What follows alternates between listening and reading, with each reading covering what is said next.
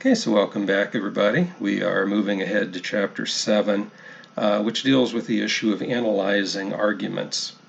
Now I'll warn you in advance that the idea of analyzing arguments is rather tedious, but it is something that can be useful to some people, particularly if you're dealing with larger arguments.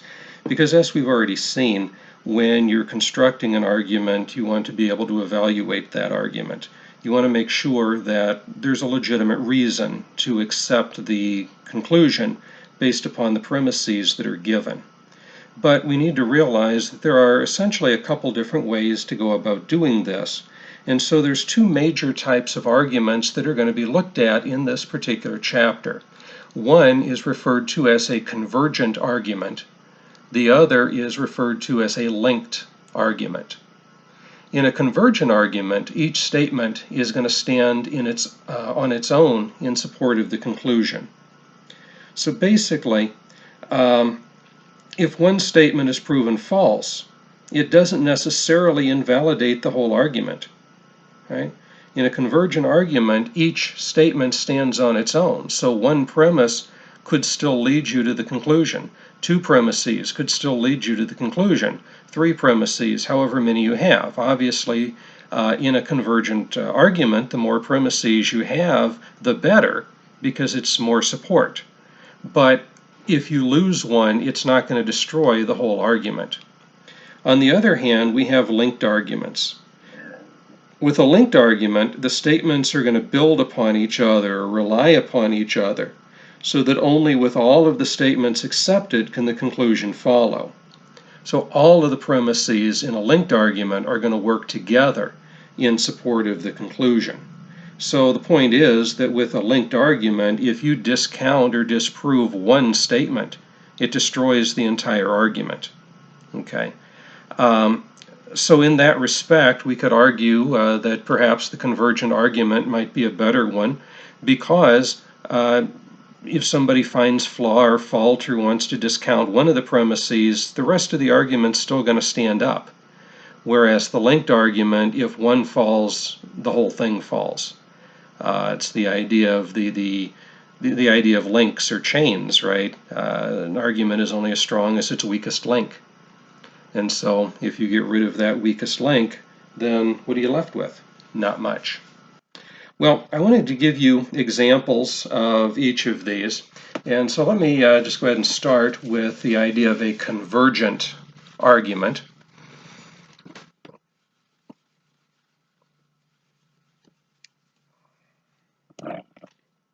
So here's an example of a convergent argument. Bob saw Joe rob the store.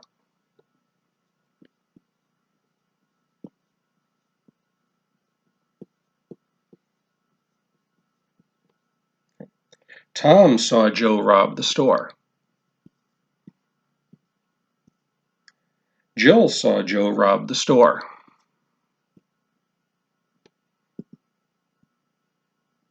Therefore, Joe robbed the store.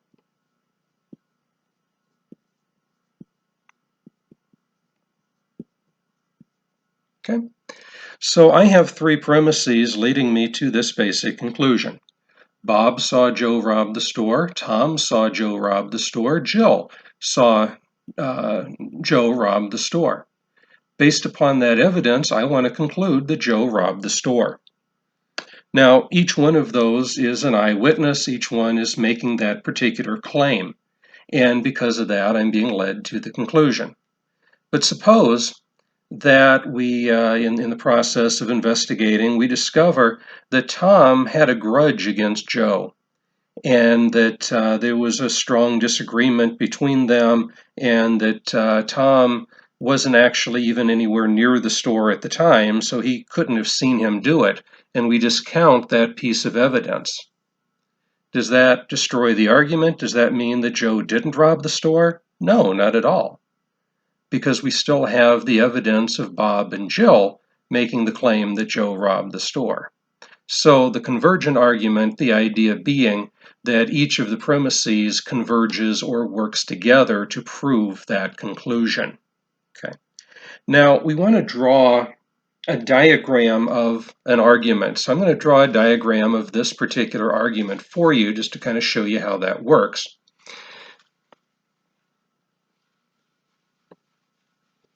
So to draw the diagram, you want to start off with your conclusion.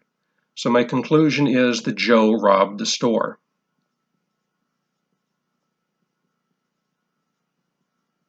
Okay. Now, from this, we're going to list below the premises that are given. So Bob saw Joe rob the store. So Bob saw him. Tom saw him.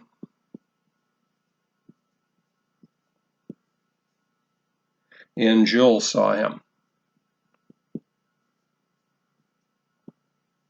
Okay. And in this particular instance, we are dealing with what is referred to as a convergent argument. And so that means that when we draw the link, each one is going to be drawn independently. So Bob saw, therefore Joe robbed the store. Tom saw him do it, therefore Joe robbed the store. Jill saw him do it, therefore Joe robbed the store. So there's three separate eyewitnesses here, each one making that particular claim. So once you see it in this form, then we have to ask ourselves whether or not the premises are relevant. So it goes back to what we were doing last time a little bit with the idea of relevant and irrelevant premises. So is it relevant that Bob saw him? Is it relevant that Tom saw him? Is it relevant that Jill saw him do this or makes the claim that they saw him do this? And as I said, maybe all three of these working together gives us good reason to believe that Joe robbed the store. But if we can disprove one of these and take Tom out of the equation, then still we can see, well, Bob saw him do it and Jill saw him do it, so maybe there's still good reason to believe. Okay, but that's the idea. So we find these arguments as converging upon the conclusion. Right? So that's the basic idea behind convergent argument.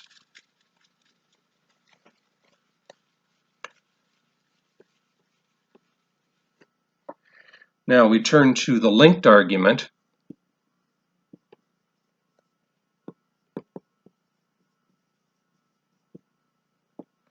And remember again, with a linked argument, you need an argument where the premises are necessary, where all of them have to work together.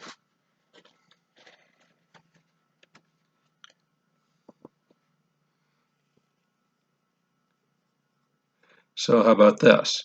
If Crosby is injured, then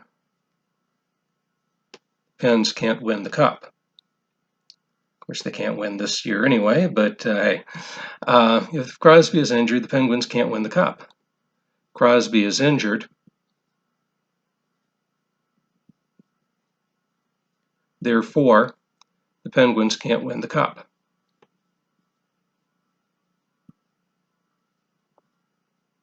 Okay, that would be an example of a linked argument. In order for the conclusion to be drawn, both of these premises are necessary. You have to have both of them working together. If I know, for example, that Crosby is if Crosby is injured, then they can't win, but I don't know that Crosby is injured, then I can't draw the conclusion that the Penguins can't win. Likewise, if all I know is that Crosby is injured, without knowing that if he's injured they can't win, then again, I can't draw that conclusion. The only way I can draw the conclusion is if both of these premises are working together. Then they will yield that conclusion. They are linked. So if I discount either one of those, then I've destroyed the argument. So, if we discover that Crosby is not injured and we take that out of the equation, the argument collapses. That's a linked argument. Okay. Now, as far as diagramming a linked argument goes, it's going to work very similarly. We put the conclusion first.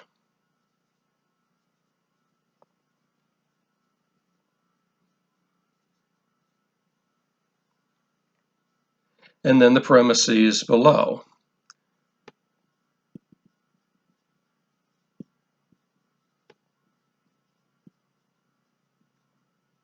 So if Crosby's injured, then the Penguins can't win. Crosby is injured. Okay. Now, because it's a linked argument, when you diagram it, you're going to show these as being joined together and then leading up to the conclusion.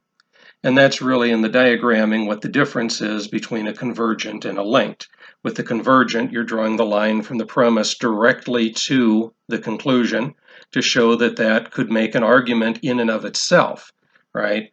Bob saw Bob saw Joe rob the store, therefore Joe robbed the store. That could stand as an argument on its own. The same thing with Tom saw, the same thing with Jill saw. They could stand on their own. But with the linked argument, you don't draw them directly to it. You draw these two as being joined together and then leading to the conclusion, because these two have to work together to yield that conclusion. Again, if you discount one, you destroy the entire argument. So if Crosby is injured, then the Penguins can't win, therefore the Penguins can't win. That doesn't work. It doesn't yield that information unless you also know that Crosby was in fact injured. All right. So that's the basic idea behind a simple diagramming job. Now, these are for basic arguments where you have your conclusion and you have your premises. But we also have sub-arguments, right? We have longer arguments that are presented to us.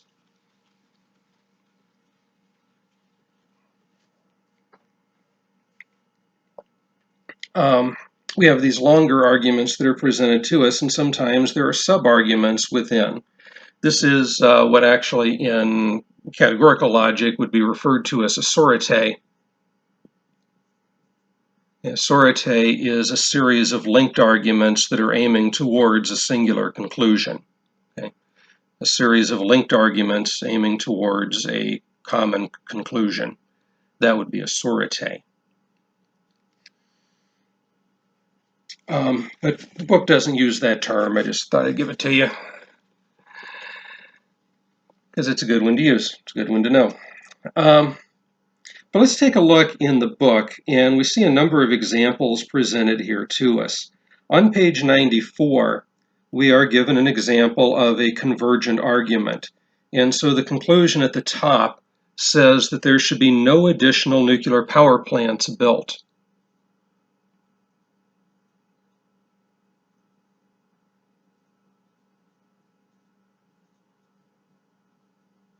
All right, so our conclusion is that we should not build any more nuclear power plants. The first premise says nuclear power plants are dangerous.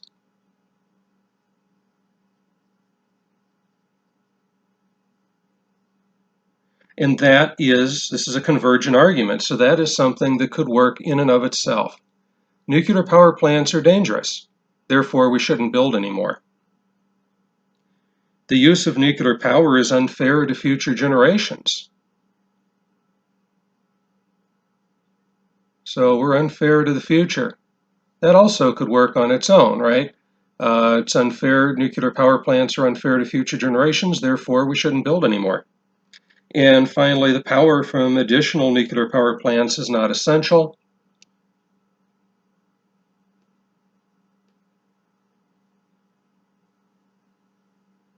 And that also is an argument that could stand in and of itself. They're not essential, therefore we shouldn't build anymore. So we can see that as being an example of a convergent argument. But now, if you turn to page 198, you'll notice that perhaps some of these arguments in and of themselves need clarification. We're claiming that it's dangerous, therefore we shouldn't build anymore. How do you know that it's dangerous? Maybe we need an argument to prove that. It's unfair to future generations. Well, how do you know that? Okay, maybe we need another argument to prove it. It's not essential. How do we know that? Okay, so for example, on 98, it shows you that the use of nuclear power plants is unfair to future generations. Why is that?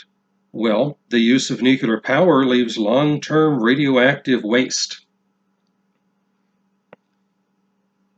So we have long-term waste.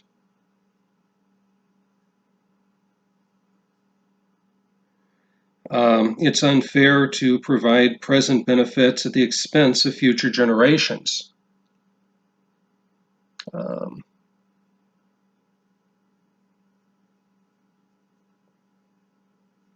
Let us say expense to future for simplicity's sake here. And then continued monitoring and isolation of dangerous nuclear waste will be burdensome to the future generations. Yeah, let's just say burdensome.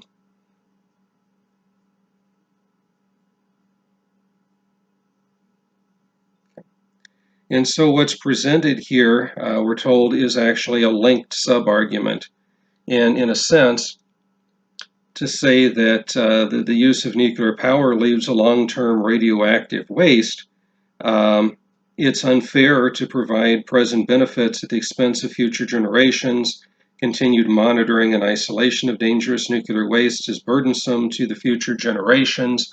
Each one of those things working together leads us with the basic belief that it would be unfair to the future generations. And the point is that you can then begin to see the argument itself taking shape, so that when we look at the diagram that's presented here, right, we can see, well, look, here, this argument is being made that it's unfair to future generations, therefore no more nuclear plants need to be built. Well, how do you know it's unfair to future generations? Well, now we can see the argument that's being put forward and evaluate it in its own right. Do these premises lead me to that conclusion? If yes, then I'm justified in making this claim. If they don't, then I should eliminate that from our initial set of premises.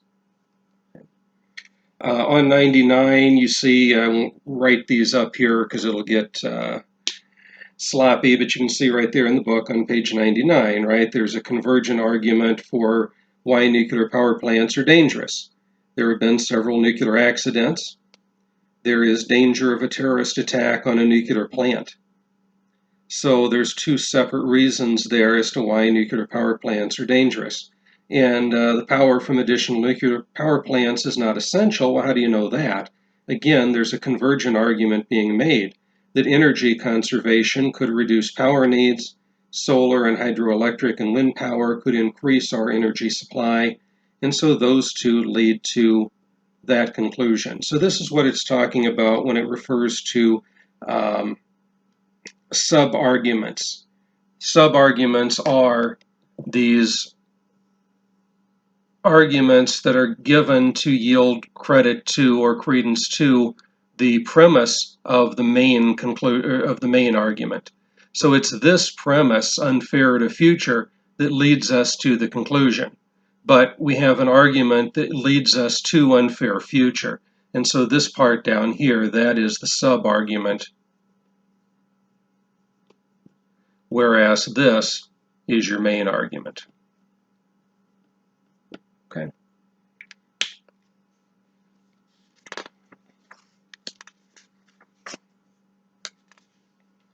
Take a look at page 103.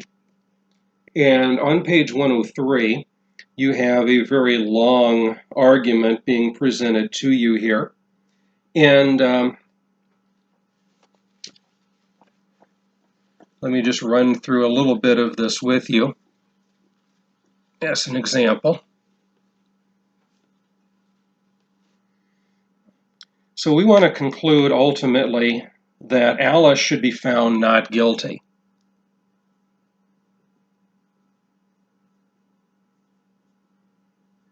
Okay, so that's what we ultimately want to prove. We want to say Alice is not guilty. How do we know this? Well, Alice did not rob the bank or convenience store.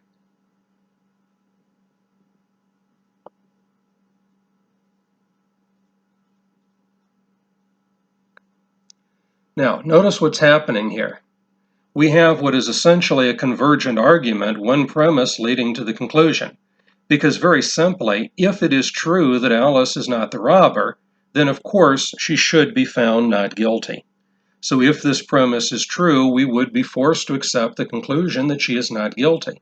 But the question then remains, how do we know that Alice is not the robber? Well, there's three reasons. First, Alice had no motive.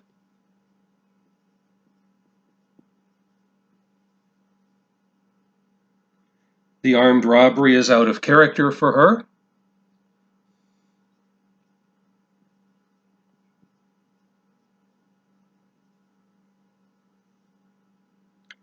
And she was not in Key West at the time.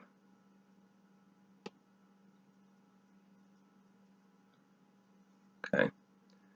And what we have here, these are convergent arguments.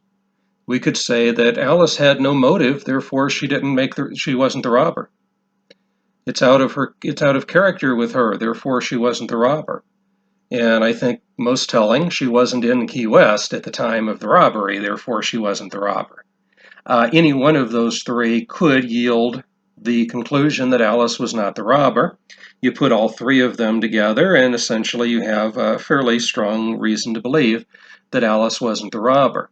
But through the process of the court, we would have to ask ourselves, well, how do we know that Alice had no motive for robbery, for example? Well, as it shows you there, Alice had no motive because she didn't need money.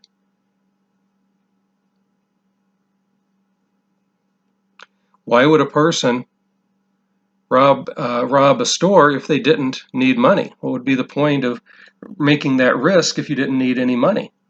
Well, how do we know that she didn't need any money?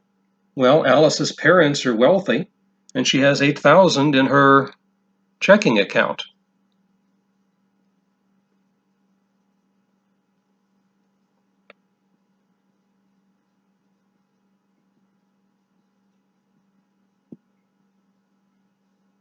And again, that's another convergent claim. Alice has wealthy parents, so she didn't need money. Therefore, there's no motive for her. She has $8,000 in her checking account. She didn't need money. Therefore, there's no motive for her. If there's no motive, she's not the robber.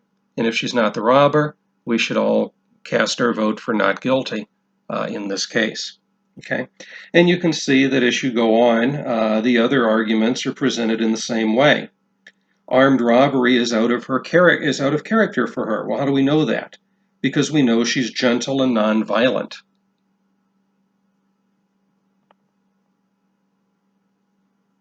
G-E-N-T-L-E and nonviolent. Okay. How do we know that? Well, again, it's another convergent argument here, isn't it? She volunteers for Meals on Wheels. She refused to harm a frog. She opposes firearm violence. And we know each of these things from the testimony of presumably reliable sources. The director of Meals on Wheels said that she volunteers for Meals on Wheels, which is proving that she has a gentle and nonviolent character, which means that armed robbery would be out of character for her, which means she did not rob the convenience store, which means she should not be found guilty. The professor of biology says that she refused to harm a frog, which shows that she is gentle and nonviolent, and so on up the list. And her friends all say that she opposes firearms and violence, therefore she's gentle and nonviolent, again carrying us up the list. I won't jot all of that down because again it'll get too messy. And finally, what I think is the most important piece of evidence, Alice was not in Key West at the time of the robbery. All right, we can't hold somebody accountable for a robbery in Key West if they weren't in Key West. Well, we have essentially a linked argument that's being presented to us here. And let me draw this one out for you. It says Alice was in Miami just prior to the time of the robbery.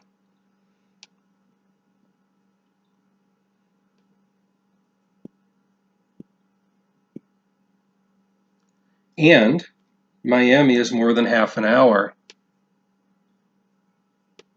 from Key West. Now this then becomes a linked argument that leads us to that point. So Alice is in Miami. Well, if she is in Miami just before the robbery takes place in Key West, does that mean that necessarily she didn't do it? Well, no, not unless we know that Miami is at least a half hour away from Key West. Right? It might be that if they were, right next door to each other, that she could be seen here and then in almost no time be over there doing the robbery. But if we know that not only was she in Miami, but also that she was a half hour away, then putting those two pieces together, we have to conclude that she was not in Key West when the robbery took place. And if she wasn't in Key West, she's not the robber. If she's not the robber, she has to be found not guilty. We know that she was in Miami because her professor saw her there and her professor recognized her from class. We also know that Usher saw Alice in Miami. Not really sure how she knows Usher, but in any event, those two things converge to lead us to that claim. And then the statement about Key West being a half hour away from Miami, we don't really have to prove that. That seems to be a statement of common fact that anybody could verify. But anyway, the idea is that if you take these very complex arguments and you diagram them in this fashion, even though it's time consuming, even though it's very tedious to do, it does put it out sort of like a map, and then you can start to follow the trail back.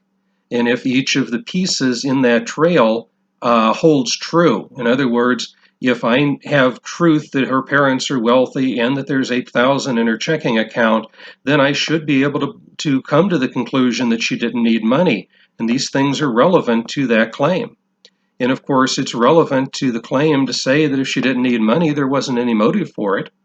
And of course, if there's no motive for it, then that leads us to her not being the robber, which leads us to the vote of not guilty. And it becomes just an easier way, once all of this is done, to be able to evaluate your argument and make sure that all of the premises, all of the pieces work together.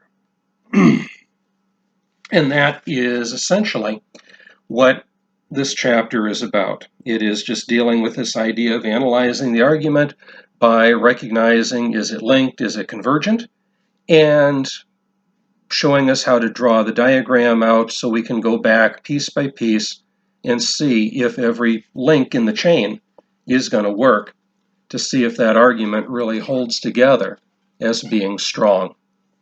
Okay?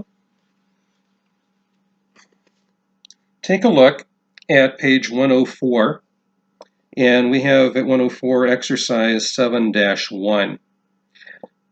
And what we want to do is to simply provide a diagram for this and decide whether our argument is convergent or linked. In some cases, there may be sub-arguments. In some cases, there may not be. Well, let's just look at the first one here. It says, you are obviously suffering from the Wyoming Gollywobbles virus. You have green and orange spots on your knees and elbows, and only the Wyoming Gollywobbles virus causes green and orange spots on the knees and elbows. So looking at the argument, the first thing we have to do is to decide whether or not, or what the conclusion is, I guess would be the first thing. So the conclusion seems to be that you're suffering from the Wyoming Gollywobbles virus, right? We call that WGV in the business, right? So you have the WVG, the Wyoming Gollywobbles virus. How do we know that you have it?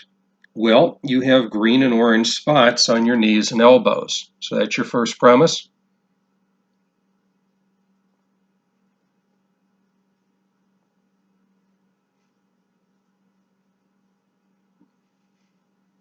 Okay. So you have green and orange spots on the knees and elbows. The second premise says that only the Wyoming Gollywobbles virus causes green and orange spots on the knees and elbows. So only the WVG causes this. Now we have to decide, we only have two premises going to that conclusion. We have to decide, are these premises linked or are they convergent? Well, let's ask ourselves, if you see somebody with green and orange spots on their knees and elbows, are you going to automatically assume that that person has the Wyoming Gollywobbles virus? I guess that should be GV, wouldn't it?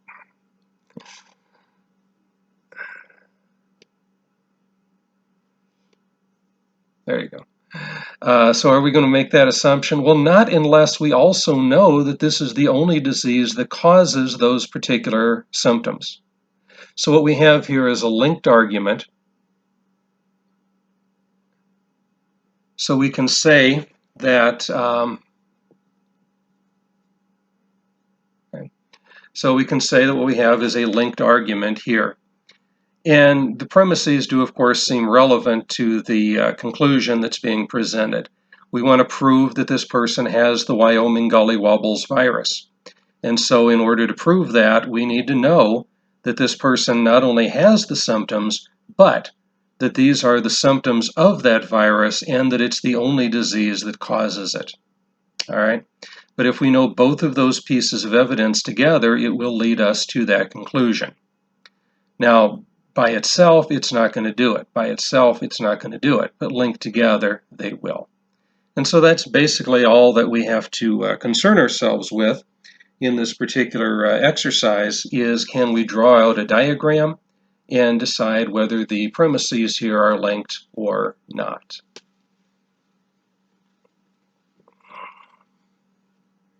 Let me do one more with you here, number 2. Number 2 says capital punishment should be abolished because carrying out the execution has a brutalizing effect on the prison officials involved. There's always the chance of executing the wrong person, and the violence of the execution teaches the wrong lesson, namely that the way to solve problems is through violence. So we start by figuring out what the conclusion is that we're trying to reach. And the conclusion here is the capital punishment should be abolished.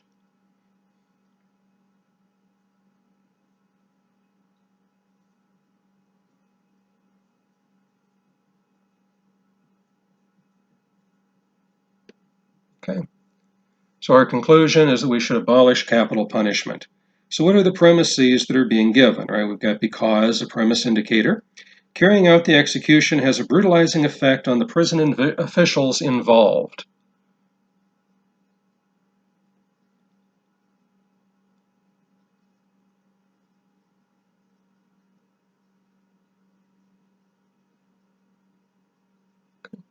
So there's a brutalizing effect on the officials that's carrying out the thing, the person who has to execute the individual. And the violence of the execution teaches the wrong lesson. Oh, there's a chance of executing the wrong person.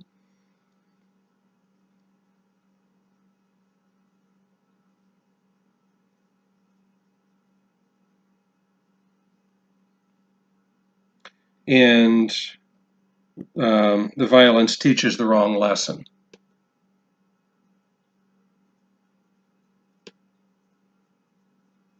So we have 3 premises now that are leading us to this